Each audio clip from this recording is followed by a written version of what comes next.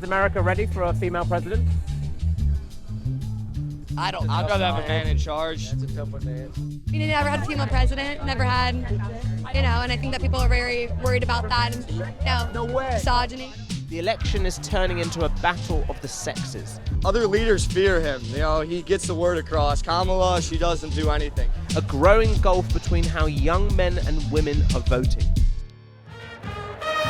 In America, they love putting on a show, even when it's the most bitter of matchups. Michigan versus Michigan State is a fierce rivalry. Two colleges preparing to battle it out on the football field. Everything on the line, and only one will walk away as champion. The backdrop, not just this huge stadium of 110,000, but the looming election in this pivotal swing state. Game day starts early. The pomp and ceremony of later, preceded by the dirty swamp of the Michigan Mud Bowl. A messy matchup mirrored in the way students here feel about next week's ballot. How are you feeling about Trump or Harris? Honestly, a coin toss. Really? Yeah, I'm not really sold on either one of them. I'm honestly a little nervous. I voted early, 2 days ago, so I made sure to get my ballot in, but I think that especially on campus, I feel like tensions are very high. The mudslinging isn't consigned to this game. The election is turning into a battle of the sexes, a growing gulf between how young men and women are voting, something clearly seen by students like Katie. I feel like definitely there's more young men who are supporting Trump and young women who are supporting Harris. And a lot of the young men who are very anti-Harris. Really? Yes. What do you think that's about?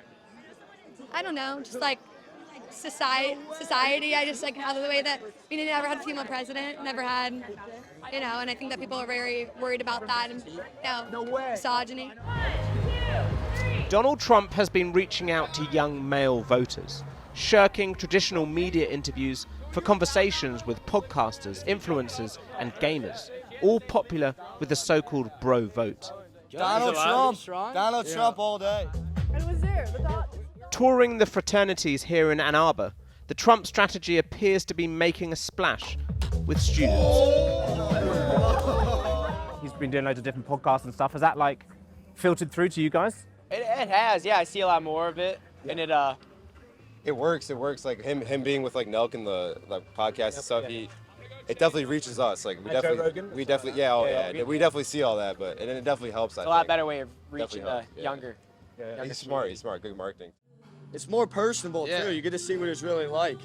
Honestly, just feels like he's being honest. He's not being set up. Yeah, it's not in front of a news media where sometimes you see those fake narratives of stuff. With gender becoming such a dividing line, it also raises the age-old question. Is America ready for a female president?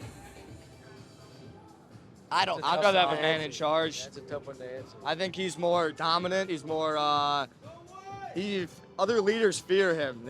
He gets the word across. Kamala, she doesn't do anything. Away from the frat houses, with a few hours before kickoff, it's tailgate time. A chance for fans from both sides to let their hair down together before the rivalry heats up. But politics is never far away, and there's no coming together on that. Here, there's two teams, but everyone seems to be mingling. Is that the same within the state and in general politics? Can Democrats and Republicans come together? Used to be. Yeah? But we're so divided now. Trump is trying to breach that divide, reaching out to black men, traditional Democrats that polls suggest could switch over to his side. People feel like they're tired of being lied to. There's no real plan for black America inside of politics. Have we come far? Yes, we have. Have we made strides in throughout history? Yes, but people want to get something for their vote, and for a long time, black men, black women, black people have felt like they're not getting enough for their votes. The Democrats have taken them for granted. I believe so. Yes, definitely. Despite that, David will still vote for Kamala Harris, as will James. But he's worried the excitement of the Obama years is fading, and Democrats can no longer rely on their vote.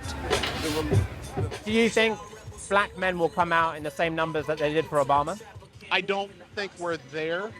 Why not, though? I mean, Why not? You know, I think black men have been overlooked or looked down upon in this country for some time. But, you know, we're strong, and I think we're going to do the right thing. After the build-up, the main event. All that hope and fear felt by fans on both sides, now at the mercy of the battle in front of them. The final score in this game, Michigan triumphed 24-17. A clear winner, something unlikely in the other matchup in a week's time.